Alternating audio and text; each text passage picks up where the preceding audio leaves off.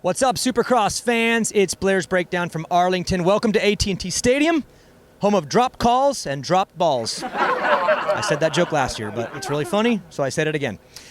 This week, we're going to do the show a little bit different. I know you like the pre-show. I know you like the post-show. We got a bunch of races left this season, but since this is a futures race, I wanted to introduce you to these futures riders so you have an idea of who they are tomorrow night on screen. They're the future Supercross champions of this sport, but they're starting in this cool spot where they're still amateurs, but they got the skill of the pros, but they don't all the way know what they're doing yet, which is wild and is why we like it. So let's have some fun. Let's introduce you to the future stars of Supercross.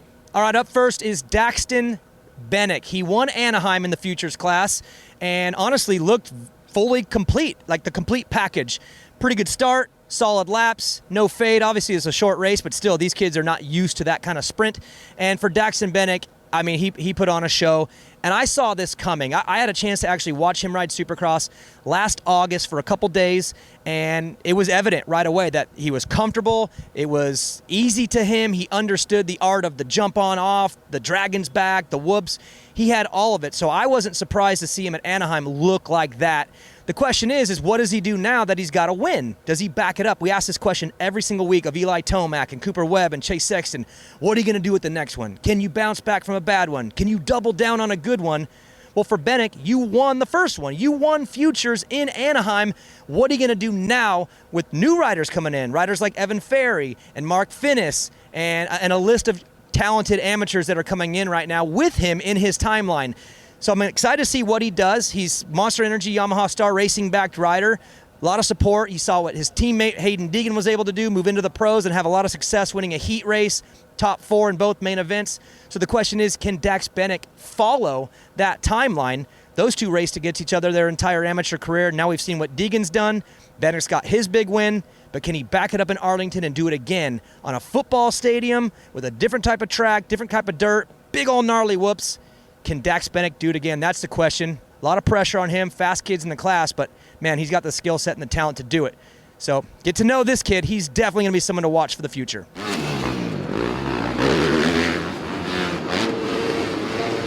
Next up is Casey Cochran. He was second at Anaheim Futures. He's back in Arlington to try to do it again.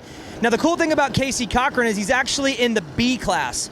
So this year for Futures, they allowed the A riders, which are like expert or open pro sport riders, to be in the same class as the B riders. That way they're able to bring in more talent, let kids get their feet wet a little earlier.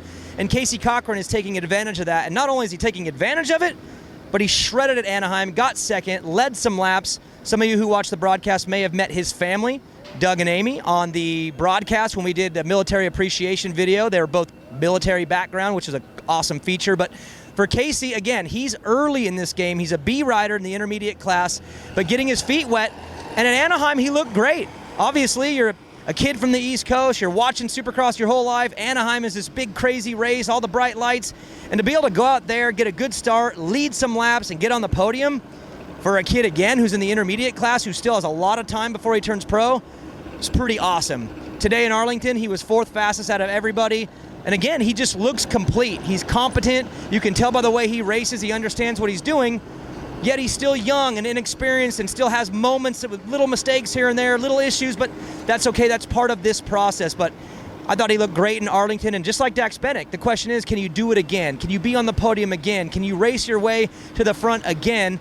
That's what I'm watching with these kids, because we know they have skill, we know they have speed, they have a lot of talent, but the question is do you have the maturity, or can you show signs of the maturity that you're really in this for the long haul? So I saw a lot of Anaheim that I liked.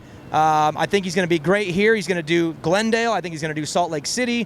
A couple weeks he's going to Freestone and Springading to race, the amateur nationals. He's still doing that at the same time. So for Casey Cochran, a busy month of March for the young rider out of Florida. And I know the Rockstar Husqvarna team is really happy to have him. He showed a lot of promise at Anaheim, but man, the ceiling is really high with Casey Cochran. And just think where he'll be by the end of this season, knowing that he can come back around next year and do futures all over again for a second season. I mean, what does he look like at the end of 2024 as he moves into the pro class in 2025?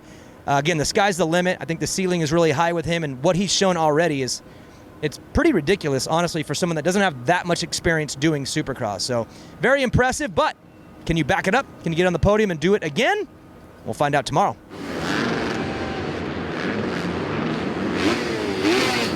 All right, next up is Cole Davies. I'm going to be straight up with y'all. I didn't know who that was at all at Anaheim. I see this kid on a 17 Yamaha. I'm like, man, that kid's pretty competent. He knows what he's doing. He looks really technical. And then he gets in the top 5 at his very first Futures race. And I'm thinking, who is this? How do I not know who this is? Well, he's from New Zealand. Ben Townley. Remember Ben Townley? I mean, Ben Townley was awesome. That's who's in his corner, kind of guiding him. And yeah, he's a young 15-year-old kid from New Zealand, still races 125s, and is just in the early part of his big bike career, yet somehow understands Supercross really, really well. The question is what is the future like for someone that young? What's the ceiling? How high can he go? How good will he be? That's why he's here racing Futures. He's got a complicated schedule. He has more racing in New Zealand that he has to get back to, but he's trying to squeeze in as many of these races as he can, knowing that this is probably where his future lies. Really impressive on the bike, great posture on the motorcycle, and again, the competence is what I look for the most. The understanding on how to do rhythm sections, how to do the whoops, even the racecraft. I know these guys don't have the best racecraft in Supercross yet because they haven't done it, but I saw a lot of things out of him at Anaheim that intrigued me. So today, watched him a little bit closer. Tough time in the whoops today. This is probably the toughest set of whoops I've seen yet this year, and the Futures kids were struggling a little bit. So not perfect there, but great everywhere else. And I'm really excited to see what he does. Again, I keep using the phrase double down or do it again or back it up. With him, I'm not so sure I need to see just that. He's so young. He's so new in this thing. I'm already impressed. I think the most important thing is to just lay down that foundation. Get more of these races in, as many as you can. I mean, I hope in one race he gets the whole shot so he learns the front. I hope in the next race he gets a bad start so he learns how to pass through. When you have a kid at that age, this young, that talented, what you really want out of them is experience, and every type of experience. So today, with these gnarly whoops, he's probably not feeling great about it, but guess what? That's an experience that you needed to have. You needed to understand that so you can go to work and get to that next level, and that's what I'm sure he'll do. He's got great people in his corner in Ben Townley. And the fact that we have a kid from New Zealand who just shows up here at Supercross Futures and rides the way he's riding, what that tells me is the international talent pool is strong. And we got another one coming from New Zealand like Townley. You love when you see these kids. You wonder what their ceiling's going to be. How high can they go? Well, I'll tell you right now that this kid has got a lot of talent, and he's a name you need to remember. And I wouldn't be surprised in the next couple of years if Cole Davies is a kid who is leading and winning some of these Supercrosses, because you can't be that good at 15 and it not go somewhere. I'm sorry, but he is way too good for that age. So keep an eye on Cole Davies. He's going to be someone that we're going to have to pay attention to in the future.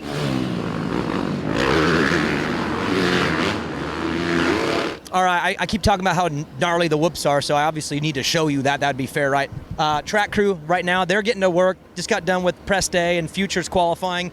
So they're getting in there and cleaning them up.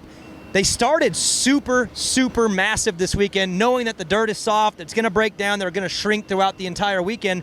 So they started huge. I want you to see actually how deep. See how deep that is and how V'd out it is at the bottom? I mean, you probably can't tell, so unfortunately I'm going to show you because I'm a perfect measurement for whoops, but again, I'm 5'6", y'all. Actually, that's not that impressive. These guys are a bunch of sissies. These are easy. Did I say how good the dirt was? If I didn't, I'm going to say it now. This dirt is so awesome. It packs, but it's also kind of loose. You can see the berm behind me. No ruts in this one. And then you can go on that side all the way down, and you can see the ruts forming. That's what makes this track so cool. It's got great traction. Some corners are going to have deep ruts. Some are going to berm up. Some will be flat. There's some flat corners too. But just the diversity in the track and the soil here, or the diversity in the track with this soil, is what I think makes it so special. Next rider to know, Julian Boehmer. Okay, now I'm gonna use the word Juju with him because that's his nickname, that's his Instagram tag. That's what I've always called him, but his name is Julian Boehmer. They call him Juju, and this kid is unreal. He was the fastest in qualifying today. And if you think back to Anaheim and you look in the results sheet, what you would find is him like a half a second faster than anyone in the Futures class. He was 5th overall out of everybody. I think maybe Jet and Hampshire, McAdoo, maybe Pierce Brown were in front of him. And that was at his very first Futures race. And he's also a B rider like Casey Cochran. He's not even in the A class yet. Now, I do believe next weekend in Daytona, he might be turning A, so this is going to probably change really quickly. But again, this is a B rider, 16 years old, comes in, he's the fastest at Anaheim, has an issue, cases the triple at Anaheim, the bar slapped down, he's out of it, so he doesn't get to actually fulfill his maybe Anaheim Futures destiny, which he could have won the race. He was that fast. But now he's back and he switched things up. He just this week signed with the Orange Brigade KTM Elite team, and he has 3 days on the bike, and he shows up today and he's your fastest in qualifying again. So keep an eye on this kid in the future. I will tell you a little quick story about him and how I first recognized him. This is going back a few years back to Glendale, back when the Futures had the amateur day on Sunday. He was there on an RM 85, a little Suzuki 85, battling with Ryder DeFrancisco. And I remember watching going, how is this kid this good? How does he understand Supercross this well, this young? And I knew he had something. Fast forward a couple years, he gets on the big bike, he shows up at Anaheim, and just absolutely made an impression on everybody. And now the KTM group says, hey, you know what? We like him. Let's get him under our tent. And they did that this week. He actually signed this week, and then he shows up on the bike, and he's #1 in time. So this kid is really, really talented. Again, he's really young, not a lot of experience, but man, the talent is on display. Obviously knows Supercross and understands it. And even today, had a huge crash in the whoops, got up, put a new set of bars on, came out, and he was your fastest. So Julian Boehmer, also known as Juju, keep an eye on him, and I'm telling you, he may be one of those weird diamond in the rough types where you don't even know who he is, you never hear about him, all of a sudden he shows up and he's like really, really special. There's a good chance that this is one of those guys. All right, next up is Preston Bassflug. All right, this is why Futures is so important. At Anaheim, he didn't have a lot of time on the bike and a lot of time on Supercross. It was kind of rushed together, and he was really, really solid. But what did he do from then to now? That's the most important. Well, today he was the fastest in one of his qualifiers. He was third fastest overall, right there in the lead group. And that tells me that this program works, because these riders need to get out there, experience it, race it, go back home, get to work, and come back and be better. And that's why we don't just do one of these things. We do 5 of these things so these kids can make the improvements. And what I saw today, much improved, way more comfortable, throwing whips, being himself. He's a really, really creative rider. The way he rides the bike is really fun. And today was the first time I saw him be himself and actually look like that way in his most comfortable way, which is, again, the playful side of the way he rides. That's what's most fun. And for Bassflug, there's a key thing you need to know about him that I think is important for the future: consistency. So this kid last year at Loretta Lynn's was top 5. I'm trying to do a VIP tour. You mind getting out of here, please?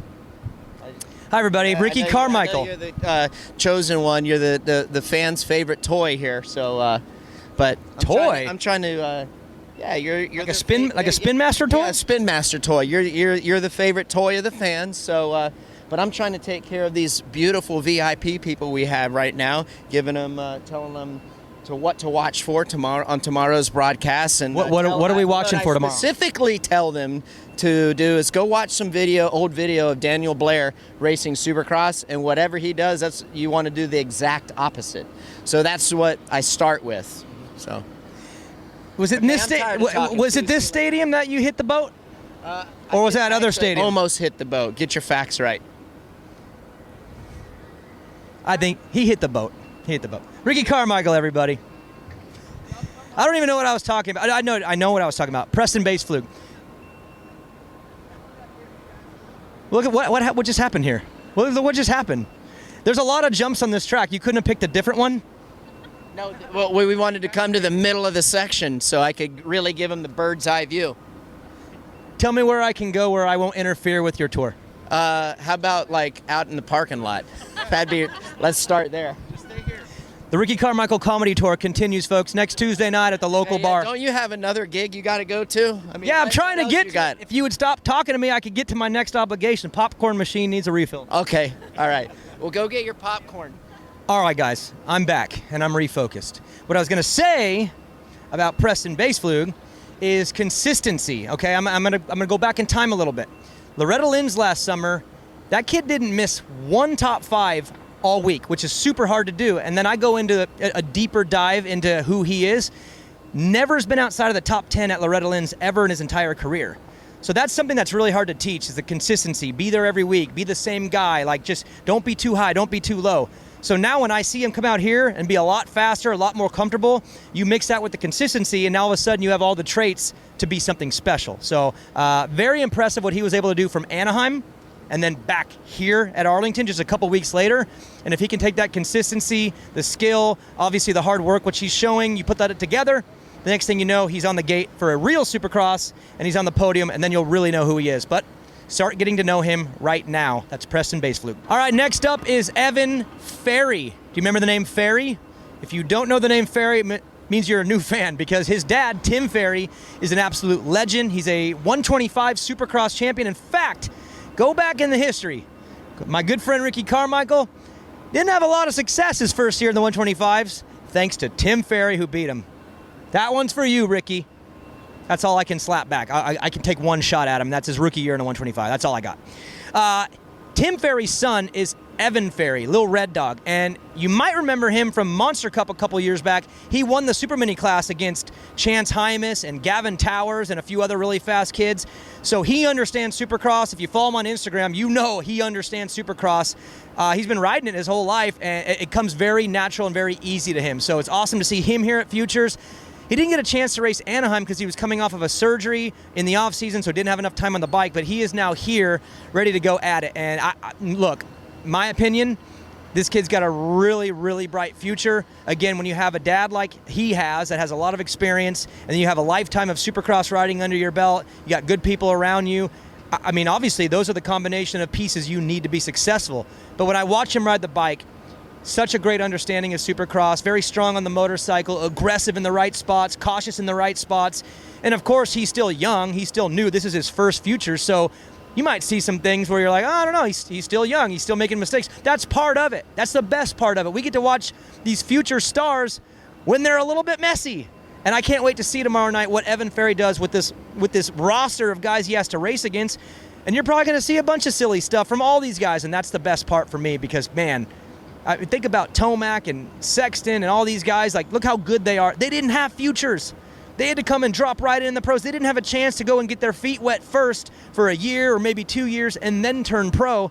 This whole generation is going to get that. So the future is bright for all these kids. But for Evan Ferry, I think he's going to be great. Again, won the Monster Cup on a Super Mini. Fast forward a couple years, wins a bunch of Loretta titles on a 125. Now he's in the 250 class aboard a Yamaha, doing his own thing with dad, out in the pits, having a good time, and now racing Futures. Second generation. Just a rad story to see Tim Ferry and his kid back at the Supercrosses, starting all over here in Arlington. This is the starting gate, and there are two riders that I want to introduce you to that I'm not sure if they're going to be on this gate because they had crashes today. I'm going to start with Mark Finnis on the gas. I love Mark Finnis, this kid. If I could use one word to describe him, it's relentless. He's all in, all the time, every inch of the track, always. But Supercross is brand new to him. I know he's had a great offseason. They've been working hard at Club MX. The guys at Club MX and Phoenix Honda have told me how much progression he has made. But he had a tough crash today, and I'm bummed because the first qualifying session went okay. Then the second one, he had a crash. So I don't know for sure if he's going to be on this gate, but if he is, that's another one to watch out for. And then Enzo Timmerman, we talked about him at Anaheim. He had a crash there and wasn't able to race. He crashed again today. Saw him at the medic. I'm not sure if he's okay or not. He seemed to be okay and in good spirits, but you just never know until the swelling kicks in, until they wake up on Saturday. But on the starting gate, hopefully we see Enzo Timmerman on the Kawasaki, Mark Finnis on the gas. You put them on the gate with all the guys we've talked about, and I'm telling you that Supercross Futures main event is going to be off the hook tomorrow night. Perfect environment here in AT&T Stadium to bring all these kids in, and I just hope that we get all of them on the gate and that those two are okay from their crashes today. All right, that's Blair's Breakdown. Next week, Daytona Beach, Florida. Hope you guys enjoyed the show. We'll see you in a week.